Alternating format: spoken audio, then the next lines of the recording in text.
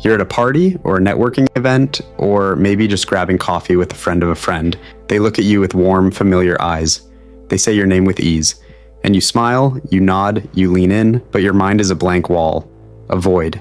The name is gone. Not just fuzzy, completely, utterly evaporated. So you do what you always do. You laugh a little too hard. You steer the conversation without pronouns. You wait for someone else to say their name, praying for a rescue that never comes. And later, when you're alone, you replay the moment. You tell yourself the same thing you've told yourself 100 times before. What is wrong with me? You wonder if it means you're selfish. You wonder if it means you don't care. You wonder if people can see right through you. The fake smile, the hidden panic, the fact that you just had a 20-minute conversation with someone whose name you've already lost again. If this feels familiar, stay with me, because what you're about to discover will change the way you see that moment forever. Let's walk into that scene again, but this time let's look at what's really happening beneath the surface. You meet someone, they extend their hand, they tell you their name, and in that exact second, your brain does something extraordinary. It doesn't just hear a sound, it scans. It asks a silent, rapid-fire set of questions. Is this person safe? Do they remind me of someone who hurt me? Do I need to impress them? Are they judging me? While your conscious mind is trying to remember if they said Sarah or Sarah, your subconscious is running a security check on your emotional survival. And here's the truth most people don't tell you. Forgetting a name is rarely about a bad memory. It's almost always about a divided mind. Psychologists call it the next in line effect. It's the reason you can sit in a circle, hear 10 people introduce themselves, and by the time it's your turn, you've already forgotten the person right before you.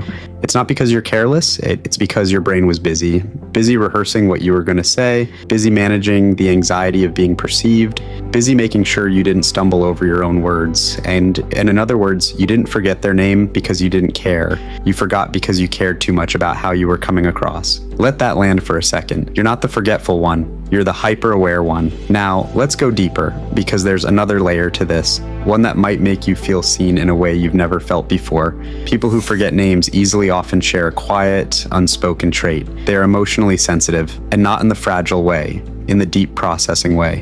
When you walk into a room, you're not just seeing people, you're absorbing the energy, you're reading the subtle tension between two people standing by the window. You're noticing the way someone crosses their arms when they feel insecure. You're picking up on the silence that hangs in the air after a joke falls flat. Your brain is processing 1,000 social cues at once. It's doing the work of an emotional architect, while everyone else is just playing with the building blocks. And in the middle of all that, someone says, "Hi, I'm Mark," and your brain, which is already running 10 programs in the background, files Mark into a temporary folder. It knows it will lose the second the next emotional signal arrives. It's not a flaw. It's a sign that your mind is wired for depth, for meaning, for understanding the room, not just naming the furniture. Think about the people you remember, not the names, the people, the ones who left an impression, the ones who said something that made you feel less alone, the ones whose presence felt like a quiet exhale. You remember them because your brain doesn't prioritize labels. It prioritizes emotional impact. And here's the twist that will reframe every awkward silence you've ever had. Sometimes forgetting a name isn't a memory problem. It's a defense mechanism. Stay with me. Your brain is fiercely protective of you. If you've ever been hurt by someone close to you, betrayed, dismissed, abandoned, your mind learns a painful lesson. It learns that people are not always safe. And so subconsciously, it starts to blur the edges. It resists attaching names to faces because names are entry points. Names are intimacy.